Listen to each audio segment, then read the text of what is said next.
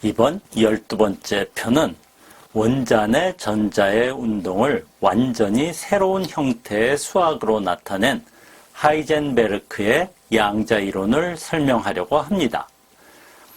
보어는 양자 개념과 대응 원리를 사용하여 수소 원자 선 스펙트럼의 에너지를 설명하는 이론을 개발하였습니다. 그러나 수소 원자 이외의 시스템을 설명하지 못하는 문제가 있었는데 하이젠베르크는 보어의 연구를 기반으로 대담한 가정을 통하여 완전히 새로운 이론을 제안하여 최초의 양자 이론 제안자가 됩니다. 보어의 수소 원자 모형은 양자 개념을 가정한 고전 이론으로 설명한 이론으로 전자가 한 개인 시스템에 대하여 선 스펙트럼의 실험적 결과를 정확하게 설명하였지만 다른 원자들로 확장하는 데 문제가 있었고 전자의 전이 현상을 설명할 수 있는 방법이 없는 문제를 가지고 있었습니다. 1901년생인 하이젠베르크는 뮌헨 대학에서 존 머펠트의 지도하에 이론 물리학을 공부하던 중 1922년 괴팅겐에서 열린 보어를 위한 과학축제에 참석하여 처음 보어와 만나게 됩니다. 이후 1923년 학위를 마치고 괴팅겐 대학의 모른 교수 연구실에서 교수 자격을 위한 하빌리타치온을 하는 과정에 보어 연구소를 여러 번 방문하여 원자 구조 연구에 관심을 갖게 됩니다. 1925년 여름 꽃가루 알레르기병 고초열을 치료하기 위하여 휴양차 북해의 섬 헬콜란트에 가서 연구에 몰두하게 되는데 보어의 수소선 스펙트럼의 연구를 기반으로 대담한 가정을 하여 양자 이론을 처음 제안하게 됩니다. 보어는 수소 원자 모형의 확장 방법으로 스펙트럼의 세기를 계산하였습니다. 맥스웰 전자기파 이론에 의하여 전자의 운동을 단순 조화 진동자로 가정하고 발생하는 빛을 프리의 급수로 나타냈습니다. n 궤도를 타우번 회전하면서 내는 빛들의 모든 합을 프리의 급수로 식과 같이 표현할 수 있습니다. 보어의 수소 원자 모형은 양자 조건을 만족시키는 궤도만을 회전하게 되고 궤도 사이의 전위에 의하여 빛이 발생합니다. 이 역시 발생하는 빛을 프리의 급수로 나타낼 수 있는데 n 궤도에서 n-타우 궤도 전위를 세미콜론으로 표시하는 발생하는 빛의 합으로 식과 같이 나타낼 수 있습니다. 그런데 n이 매우 크면 보어 원자 모형에서 궤도 사이의 전위에 의한 빛의 발생을 고전 이론의 궤도 회전에 의한 빛의 발생과 같게 놓는 대응 원리를 이용할 수 있게 되어 고전 이론으로 발생하는 빛의 세기를 계산할 수 있고 전위에 의하여 발생하는 빛과 같다고 가정할 수 있습니다. 이 경우 전자의 단순 조화 진동자의 운동 방정식을 사용하여 전자의 위치를 파동으로 나타내고 일반적인 양자 조건을 사용하면 파동식의 계수인 진폭의 절대값의 자승값으로 발생하는 빛의 세기를 계산할 수 있는데 보여지는 식과 같습니다.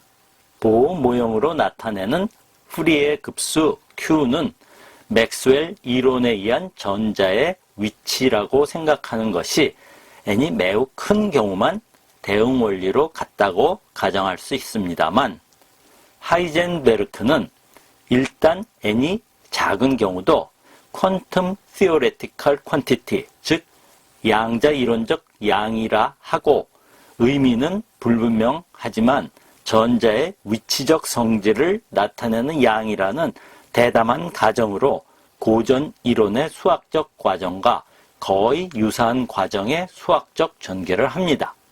고전 이론의 과정과 마찬가지로 Q의 시간에 대한 두 번 미분한 Q 더블 닷을 구하고 운동방정식에 대입하고 일반적 양자 조건을 사용하여 계산을 하게 됩니다.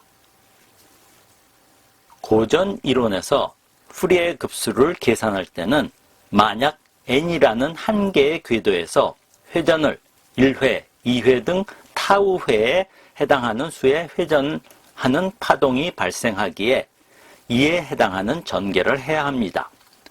보호 이론에서는 n 궤도에서 n-1, n-2 등 n-타우로 전이하면서 발생하는 파동에 대하여 계산하기 때문에 전개 과정이 차이가 있습니다. 하나의 차이는 고전 이론에서는 어떤 진동수가 음의 값으로 변한다는 것은 회전 방향이 역방향이 된다는 것입니다. 그러나 보호 이론에서는 전이이기 때문에 어떤 전이가 음의 값이 된다는 것은 역전이가 일어난다는 것입니다.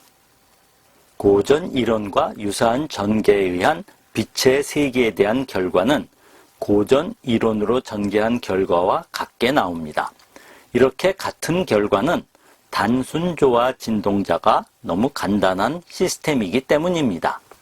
이렇게 유도하는 것이 과연 의미가 있는가는 실험적으로 얻어지는 결과를 만족시키는가를 확인하는 것입니다. 하이젠베르크는 단순조화 진동자의 총 에너지를 계산합니다. 총 에너지는 운동 에너지와 포텐셜 에너지의 합으로 보여지는 식과 같습니다. 그런데 계산을 하기 위하여 프리의 급수에 대하여 곱셈을 해야 하기 때문에 구성하는 각 항에 곱셈을 하게 되는데 고전 이론에서 진동수의 배수의 경우와 양자 이론의 전이 사이의 곱셈이 다른 방법으로 이루어집니다. 고전적으로 프리의 급수 곱셈은 n 궤도에서 타우 배 회전에 타우 프라임 배가 더해져 회전하는 것입니다. 그래서 익스포넨셜 함수에서는 더하기가 되고 이를 변수가 타우가 되도록 정리하면 결과와 같이 나오게 됩니다. 따라서 곱셈을 해도 항상 같은 진동수의 프리의 급수로 표현됩니다. 반면 양자역학적 프리의 급수의 곱셈에서는 n 궤도에서 n-타우로 전이 진동수와 n-타우 프라임으로 전이 진동수를 합하면 고전 이론에서의 곱셈과 같지 않습니다. 양자적인 전이의 곱셈은 연속 일어나는 전이를 의미하게 됩니다. 따라서 곱셈을 하면 진동수가 변하게 됩니다. 양자 이론의 연산 규칙은 앞서 설명한 것과 같이 음의 부호는 역전이가 되고 곱셈은 연속전이가 됩니다. 양자 이론의 연산 규칙을 이용하여 총 에너지를 계산하면 결국 hν n 플러스 2분의 1을 얻게 됩니다. 이 값은 플랑크가 흑체 복사에서 가정한 에너지가 nhν와 2분의 1 hν가 차이가 납니다. 단순 조화 진동자의 양자역학의 에너지는 양자 이론의 첫 번째 계산 결과인데 매우 중요한 의미를 보여줍니다. 우선 차이가 나는 2분의 1 hν는 0점 에너지라고 하는데 이것의 의미는 후에 다시 설명할 기회가 있을 것입니다만 단순 조화 진동자의 경우 에너지가 가장 낮은 상태에서도 에너지를 가지고 있다는 것으로 정지되는 상태가 없다는 의미입니다. 이것은 거시 현상에서 흔히 볼 수 있는 정지된 진자가 양자 상태에서는 없다는 것으로 양자 현상의 대표적인 기묘한 현상이라고 할 수 있습니다. 그리고 플랑크가 에너지가 양자화되어 있다는 가정은 흑체 복사 실험 결과를 설명하기 위하여 가정으로 도입을 하였는데 하이젠베르크는 이론적으로 유도하여 구한 것입니다. 그리고 고전 이론에서 단순조화 진동자의 에너지가 2분의 1 KA 자승으로 진폭 A는 정지된 0으로부터 연속적으로 변할 수 있기에 에너지는 연속이라는 것과 다른 결과입니다. 하이젠베르크는 양자현상을 이론적으로 처음 유도한 것입니다.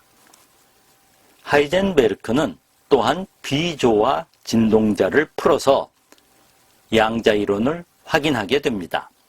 비조화 진동자란 단순조화 진동자의 입자가 받는 힘이 2차식으로 표현되는 형태로 Q의 자승 형태의 함수가 더 있게 됩니다. 람다는 비조화 진동 상수입니다. 따라서 운동 방정식은 식과 같은 형태가 됩니다. 그리고 단순조화 진동자의 경우와 마찬가지로 양자 이론적 양을 대입하여 수학적인 전개를 합니다. 하이젠베르크의 동료인 파울리는 수소 원자를 같은 방법에 의하여 양자역학적 해를 구하게 되고 실험 결과를 완벽하게 재현합니다. 드디어 양자역학이 완성됩니다. 헬골란트의 연구 결과를 지도교수인 보른에게 보냅니다. 보른 교수는 이론 전개에 매료가 되지만 처음에는 연산 규칙을 제대로 이해하지 못했습니다. 그러나 곧 학창 시절에 배웠던 행렬 연산이라는 것을 깨닫게 되는데 행렬 수학은 당시 물리학자들에게는 생소한 수학이었습니다. 보르는 하이젠베르크의 이론을 행렬 수학을 이용하여 더욱 명료하게 양자이론을 전개하여 행렬역학으로 불리는 양자이론을 완성하게 됩니다.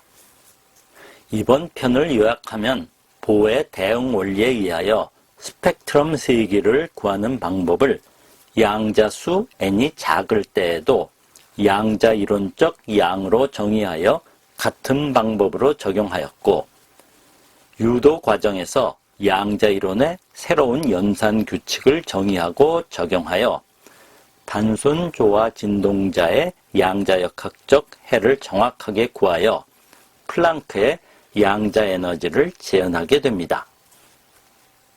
다음 13번째 편에서는 하이젠베르크의 양자이론을 보른과 함께 행렬역학으로 완성하는 과정에 대하여 설명하겠습니다.